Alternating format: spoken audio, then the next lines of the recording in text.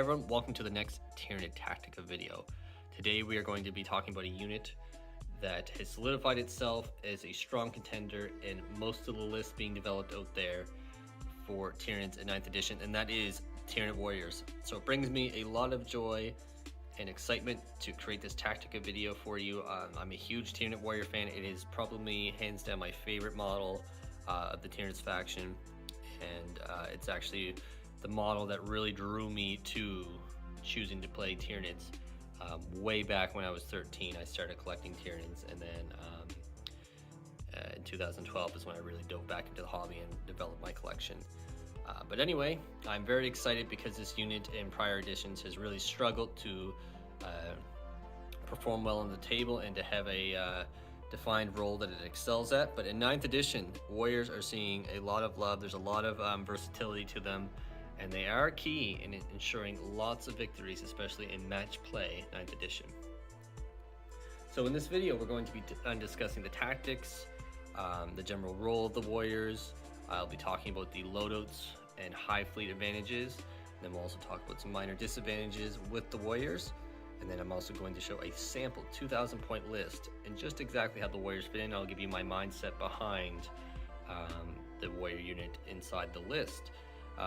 Disclaimer as well, this video is being made off my own experience with the Warriors. I have used Warriors pretty extensively in 9th edition. I feel very confident in sharing my thoughts and how they are most effectively used on the table. So I'm by my own means an absolute expert. I'm no professional, but I've been playing Tyranids for a long time, and like I said, almost every list in 9th edition that I put out has had Warriors. So I feel very confident in sharing this, and I really hope it'll enjoy.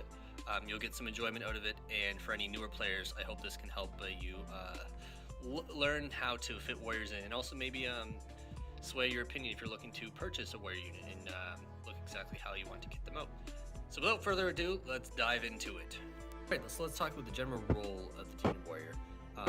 On a whole, this can kind of vary based off the loadout that you give them, but on a whole, Warriors are durable multi-wound units with additional protection options available, and the adaptive physiology choices, but we'll talk about that specifically later. Big feature of the Warriors is they are objective secured, and they're also synapse. And if we just take a look here, this is a unit of 9 Warriors, so that's 27 wounds with the potential of ignoring AP -1 and 2 with some adaptive physiology. And as you can see here, holding this objective, being an OPSEC unit, they make for a very strong presence on the table to hold objectives. So on a whole, Warriors are used as mid to backfield objective holders. Again, more their weapon loadout determines which area that they're going to excel the most at. But generally speaking, that is the role you can expect to field them in when you bring them out. And one other thing to mention too, Warriors have also seen a bit of a buff with the recent update in points, being that they've been dropped by 4 points from their previous value. So taking a max unit of these Warriors saves you 36 points over what it used to. So very awesome, and that's essentially another unit of Gaunts, or basically another Ripper Swarm on the table, getting you additional points or holding objectives. So really awesome that they've been reduced in price without losing any of their effectiveness on the table. They're also an all-right shooting option for our Tyranids when using larger blobs too. So they're good kind of peppering around. But on a whole, that's generally the use that you're going to see Warriors fulfilling within a Tyranid list. So now quickly we're going to talk about not necessarily a disadvantage, but it's really the only one that I can think of. Warriors more or less require an adaptive physiology to get the most out of them, using enhanced resistance to allow them to ignore the AP -1 and 2. Really allows them to take advantage of just how many wounds they have, and really makes them hard to pull off of objectives. So having to kind of contend for an adaptive physiology is it can be tough, because if you're taking things like exocrines that require dermic symbiosis, or let's say you're building a melee unit that requires murderous size, depending on how much CP you're looking to spend, or just how many, say, exocrines you have, or even a Barbed hero duel, looking for that dermic symbiosis 5-up pinball, Warriors can kind of contend for that. So that's really the only disadvantage, is they don't need it per se, But to get the most out of them, I would say enhanced resistance, potentially dynamic camo, depending on the Hive Fleet as well. One other thing I really want to mention too is it's a big advantage with them in their troop slot. There's nothing that really outshines them as well. So they are in the troop slot a standout in my opinion. Generally speaking, obviously, if you're going to take Kraken Stealers for that role, Kraken troops choices, generally Stealers are a better option. But on a whole, when just looking at it in a vacuum, I'd say Warriors are the better choice. So now let's talk about some of the typical loadouts and also go over the Hive Fleet advantages with the Warriors. Right, so let's go through each of the Hive Fleets now and discuss how they work with the Tyranid Warrior unit.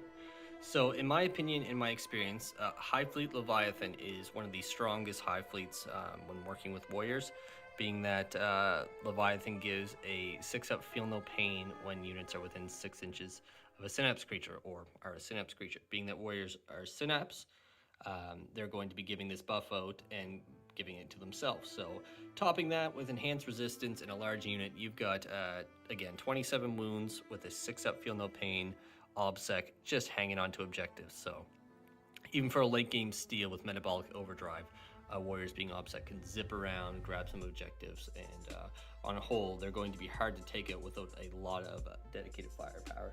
So Leviathan, in my opinion, like I said, is the strongest in terms of advantages with Warriors, and if you're looking for strong OBSEC holders, Leviathan, in my opinion, is the way to go. But again, I think larger units are the key here when using this Hive Fleet.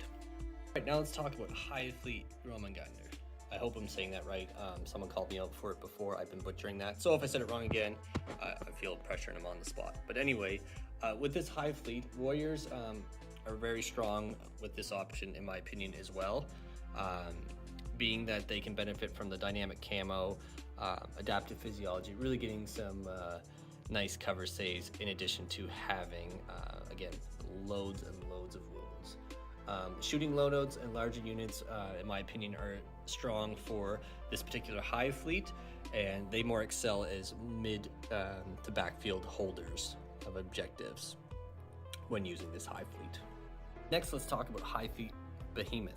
So I've used Behemoth Warriors quite a bit. When using this Hive Fleet, you need to build a melee style warrior to truly excel with the Behemoth power and get the most out of it. However, it's not always the case. Again, if you have a large unit of warriors with shooting just to get a little extra shots, that will work. But again, we're talking about specifically the Hive Fleet trait and how to get the most out of it when using warriors. Melee is not always the best build or use for warriors when compared to other options. I've had mixed results with them. On a whole, they can do great. Sometimes though, to like maximize their damage, you need to invest a bit more when talking about toxin sacs or adrenal glands. But we'll cover that in more detail in the loadout section. But it can work. It can be very successful. Having that reroll to charge is very nice, especially when combined with the +1 to wound psychic power. It can make melee warriors quite deadly. Next, we're going to talk about Hive Fleet Kraken. This fleet, I've used warriors a bit in it. Again, earlier in the video I mentioned that obviously Gene Stealers will be a stronger choice if choosing Kraken troops. However, they can benefit with the amount of speed that Kraken offers. Again, where these guys are OBSEC, they can zip around the table with tons of wounds and really jump onto objectives early and either steal or be really get to a tough spot to pull them off of, especially combined with enhanced resistance too. So Kraken, not a bad choice. On a whole, again, it depends on the role you want to set your warriors in. Now, Hive Fleet Gorgon, I've never really used this Hive Fleet myself. I actually have a build that I'm planning to use very soon. But on a whole, just looking at the Hive Fleet adaptation and the power and the stratagem with this Hive Fleet, melee warriors are going to excel the most again with this. So really, what it comes down to between this and Behemoth, Behemoth is nice because it can give you the +1 to wound and also rerolling charges, whereas Gorgon helps kind of maximize the damage output that the warriors can have. So really you have to kind of identify which would you prefer, which would you rather have, and what is the rest of the list going to be doing too. So you have to keep those in consideration when determining how are my warriors going to excel in this list? Actually, is Hive Fleet Hydra. I've never played with this Hive Fleet. To be honest, it's not very good in my opinion. It has potentially some uses, but when compared to the others, it's just, I don't think it's not quite there, maybe with some updates, but on a whole, I guess warriors could work with this, but that would depend on them all dying. And like we've mentioned constantly, warriors are very durable, very hard to kill at times, and if your warriors aren't dying, you can't really make a whole lot of use of this Hive Fleet. And while larger units of warriors have 9 units to benefit from the abilities of outnumbering, whatever you're charging, it's kind of risky. In my opinion, choose a different Hive Fleet to benefit your warriors and other units. Quickly, I want to mention that custom Hive Fleets, I haven't really played around with them, so I'm a man of who likes to speak through experience. So where I haven't played through them, I don't really know any direct suggestions. I'm sure if you look at them and listen to the rest of the advice given in this Tactica video, you yourself will be able to come up with a good solid plan after learning more about the loadouts and exactly how to fit the warriors into your list. So now we're going to talk about the different loadouts for your warriors.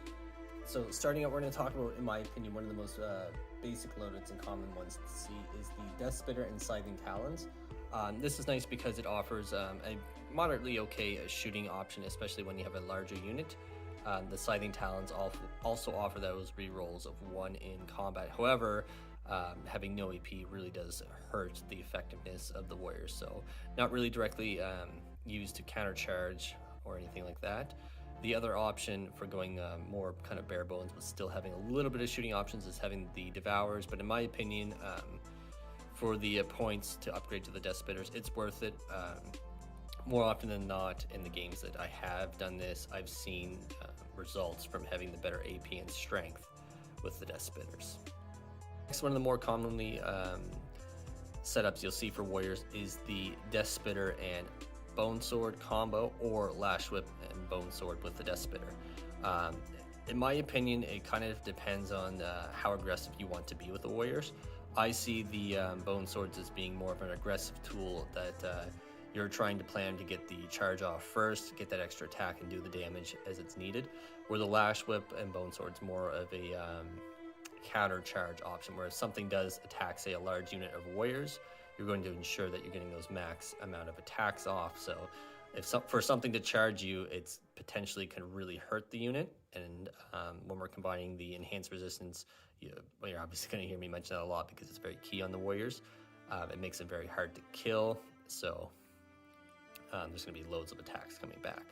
Again, the Deathspitter, it's just for what it does, in my opinion, it's worth the points in my games thus far. So my preferred loadout is the Bone Swords and Deathspitter, also because I don't have the Lash Whips model yet, but I like having the extra attack. I found it to really help me in the majority of my matches that I played. I'm going to talk about the 2 Biocannon options for the warriors, the Barbed Strangler and the Venom Cannon. If you've been a watcher of Basement Bat Reps, you'll see me use Venom Cannons in almost all my large blobs of warriors. I've used the Barbed Strangler recently. I think if you're taking a larger unit, the Venom Cannon is pretty beneficial, where it would be 3d3 shots versus taking, say, 1 or 2. I just find one weapon shooting with d3 shots isn't always the greatest, but at least if you have the extra shots with it, you can do a little bit of damage here and there, or just help clean up or soften targets as need be. You can't always count on it, and that's something to consider. But if you have the points and you're looking for a little bit of extra damage output, I would choose the Venom Cannon. Now, the Barbed Strangler is obviously better against more horde armies, and that's something you can't always plan for. I've found the Venom Cannon to be a little bit more of a utility tool versus the Barbed Strangler myself.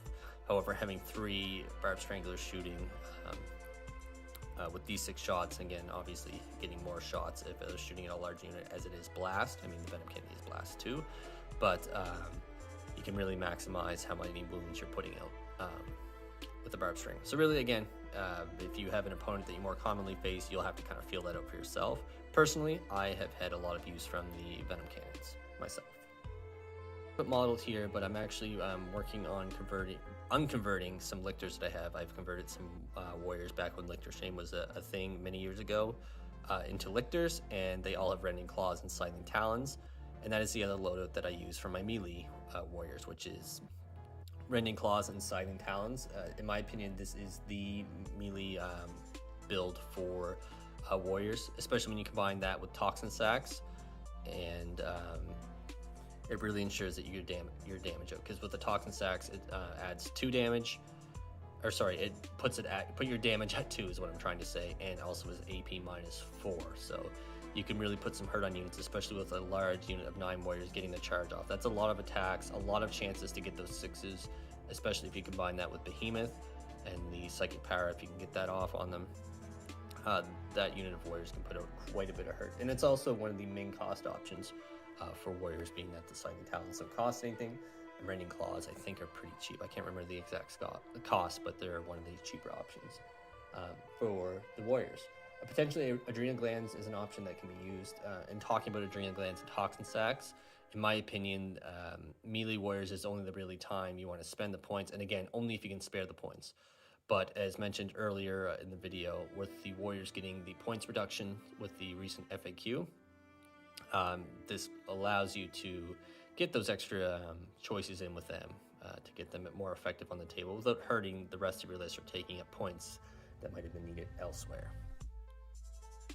Now, an important item to discuss before we get moving into the actual list itself that I built for warriors is, what is the better unit size? A smaller unit or a larger unit of, say, 9 warriors, 6 to 9? This comes down to the exact role that you're going to be using them for. If you're looking for your warriors to be more of a stronghold of objective secured, holding an objective, go for the large unit, obviously. If you have the points to spare, I found 9 warriors to be incredibly effective. Some people find this overkill, and at times it can be, especially when you're strapped for points elsewhere. The one thing in a lot of these Tactica videos too that I really want to start mentioning at the start of the video is it's really challenging to make a video that applies to everything, because some people play casual, some people play more competitively. It depends on your local group. In some groups, Tyranids are top dog, and some they get smacked around. So I'm trying to generalize this video as much as possible. So keep that in mind too. I'm trying to come from a point of an all-comers, but also from a competitive tactical standpoint too. So just want to quickly mention that if you're thinking, oh, 9 warriors isn't the best option, but it can be. So if running large ones, at minimum, I'd say go for 6.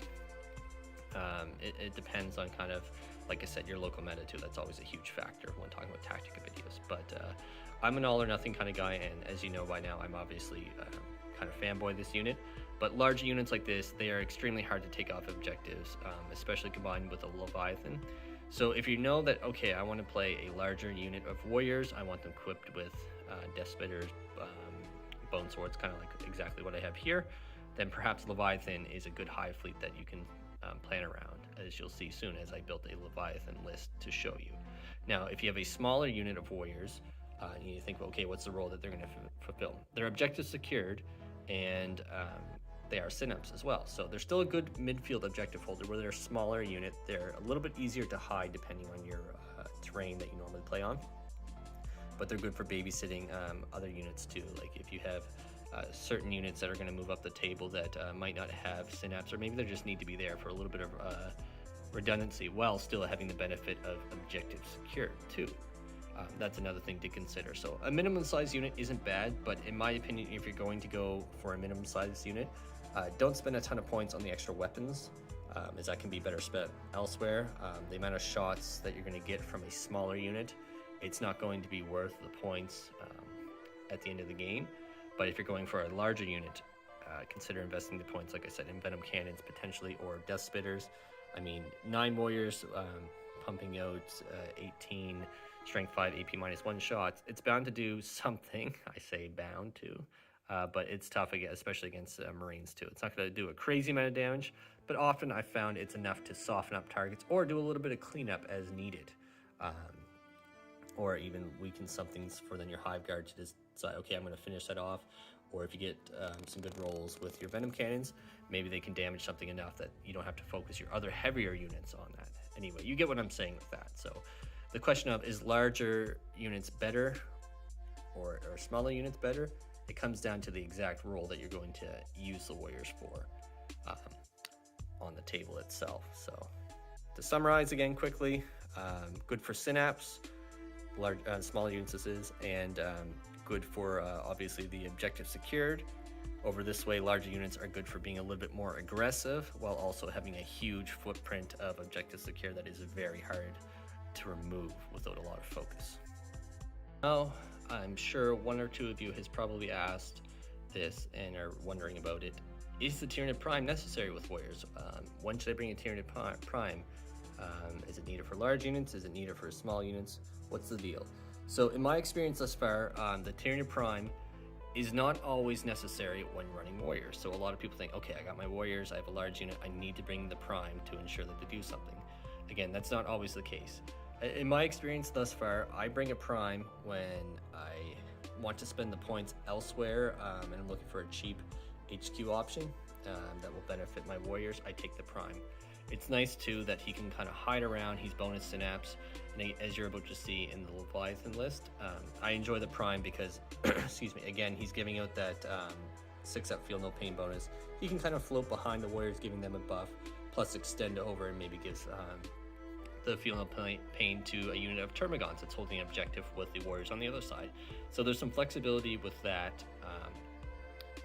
Warriors hit decently enough in combat on 3s already, so having him hit on the 2s is nice, but it's not necessary. With shooting, he does actually add quite a bit, going from hitting on 4s to 3s. It is very nice in that regard, but if you're not taking a max squad of Warriors, I found the Prime isn't really worth what he brings to the table if what you're looking for is not simply a cheap HQ choice.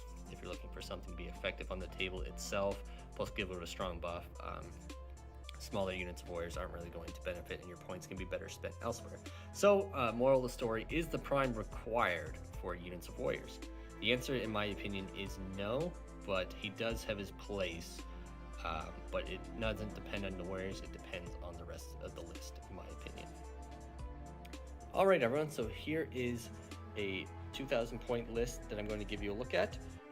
Not going to go in full details on the whole list itself. I mean, we'll obviously walk through everything, but we're going to focus on the Warriors and how exactly they fit into this 2,000 point list. So this is a build upon a 1,500 point list that I used in a tournament. There's a previous video on that if you're curious about it. So I simply added to that. The list performed well, and the Warriors role within that list. The outcome of the games were not directly affected by them in the end, but there was a lot of determining moments when the Warriors really came out to shine, and there's a lot of opportunity for them to excel in this style of list. So very quickly, it is a Leviathan battalion with a Chronos patrol.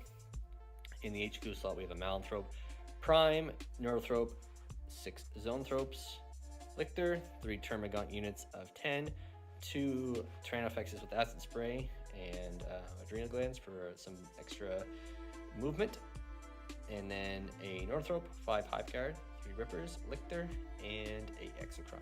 Now the Warriors, in this style list, I went for more of an aggressive build. I took the Venom Cannons, Deathspitters, and the Bone Swords in them with enhanced resistance.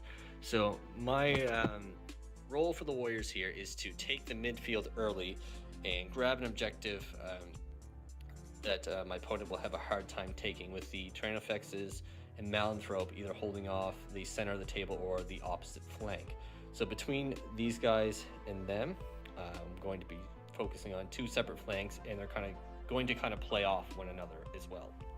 So with the Warriors ignoring AP -1 and 2 with enhanced resistance, plus being Leviathan, they're going to be an incredibly irritating objective secured unit that will hold the table quite well for me. So that's the exact role I'm going to see with them. I am going to be a little bit more aggressive, but obviously in talking about all this, it depends on the opponent you're playing against. So just for the purpose of this video, we're going to talk about playing against the Salamanders, which you've frequently seen me play on the channel. So the average list that he would bring with them, the Warriors can fulfill a bit more of an aggressive role and kind of move forward with the Tyranofexes likely taking the brunt of the attack. And if the Warriors can get positioned, they're ready for a counter charge or to steal some objectives and win me out on those sweet primaries. And in the end, it doesn't matter if everything dies except 5 Termagants. If we can win on the points, we're going to win the game in match play. And Warhammer 40k 9th edition. So now we're going to take a look at a sample deployment setup, and I'm going to give you an idea of exactly how I would place everything. For demonstration purposes, I don't have the models here, but we're going to pretend we're playing against the Salamangers. I'll kind of walk you through my mindset and when I would place the Warriors, because that's something else too. Placing the Warriors early is not always the best idea. You might think, okay, the role is pretty defined, I'll just throw them down. But like I said, depending on how your opponent deploys on the table, you might want to counterpunch with the Warriors, or potentially where they are obsect, maybe your opponent's going to leave a key spot where they can jump onto, or if you're going to play aggressively with them, you'll see a location that, okay, I have to push there, steal that objective, and get really hard unit for them to kill. So let's take a look at a table. I'll deploy, and then I'll talk you through the mindset, again, specifically focusing on the Warriors aspect of everything. Eventually I'll be putting out an actual list, building video, and talk about each unit specifically and what I envision them doing. But again, we're doing Tyranid Tactica here, so let's jump into the deployment section. For demonstration purposes, we are doing the Surround and Destroy mission from the Grand Tournament book. So it has a deployment type of 14 inches from the center this way would be one zone, and the other zone will be on that side, with a total of 6 objectives. So one here, one right over here, then there's another one just tucked right in there, an objective here, and then another objective here. Now I know they're not supposed to be in the terrain, but I would just adjust this. But just quickly, just show you the video, I'm just going with it. So now talking about the table sides and looking at this. So with how I know I want to play this list, obviously I think the smarter choice would be to deploy on this side if I had the choice, being that Gaunts can hold that quite comfortably. Same with this objective, so I can hide back there. Knowing that I have objectives that my Gaunts can securely hold without less worry, that lets me know right away that I can be a bit more aggressive with my Warriors. And then the Tyranid effects is obviously would head whichever way. They would try and counter deploy with them more so than the Warriors based off my opponent. Now if he was playing and he has his aggressors, Predator and that sort of thing, I'm just talking about the general items that you quite frequently see from my Salamanger's opponent. There's a lot of lanes here that they can kind of shut down, this way and this way. So depending on where they go, there's actually quite a bit from this way too. There's some nice line of sight blocking terrain there, but I would position likely my Exocrine over this way to shut down quite a bit of the table through here. It is disadvantageous, excuse me, having the trees here, but I would probably deploy my Warriors to move forward probably over this way, being that they can move through the terrain, and I can push very aggressively at this side of the table with limited interaction coming at me there. So looking at the table, this is my mindset and how I would deploy and use the Warriors. So I would definitely push that way where they can steal and hold the objective, with the like I said, the Tyranid FX is holding the middle of the table very firmly. So now on the flip side, I think looking at the table, this would be more of the disadvantageous side. Having the objective here, and then we would move this terrain slightly to kind of mirror the advantage of that one, where the terrain is more fixed up, it's just easier for filming, where we have everything ready. Having that over there, it would be a little bit off to the side, so it'd be kind of sticking out. And then this objective where it's on the inside would be a little bit harder. So probably what I would do on this, it'd more or less probably be the same style where there's kind of a castle over here. I'd probably push the Warriors over this way. However, I'd probably deploy them maybe a little bit more aggressively forward to push through here. Again, depends on where everything else is set up with my opponent. So like most likely, if we're looking at this, the best lanes for the Predator probably be right there to watch here, over that way, right through the middle. Again, there is that -1, which you do have to account for. And with the objective right on the other side of this as well, Gaunts can kind of get up there. I would push pretty aggressively with my Warriors forward. That would be my mindset behind how I would actually set up the Warriors and deploy them. That's it, folks. I really hope you enjoyed this video. It's my first 9th edition in-depth video for a particular unit, so I hope I covered everything well. If I didn't, or I missed something, please leave it in the comment section below. Like I said, I am no professional wargamer, but I have a fair amount of experience with the Tyranids, and I do feel like I've played quite a bit with the Warriors, so I feel very comfortable. But I'm always open for discussion and learning more myself. Thanks again for watching. Really do appreciate all the support everyone shows the channel. And if there's a particular unit or strategy you'd like me to share my thoughts about and share some Tactica behind, please leave a comment. Don't forget to give it a little like, and thank you, and we'll see you in the next video.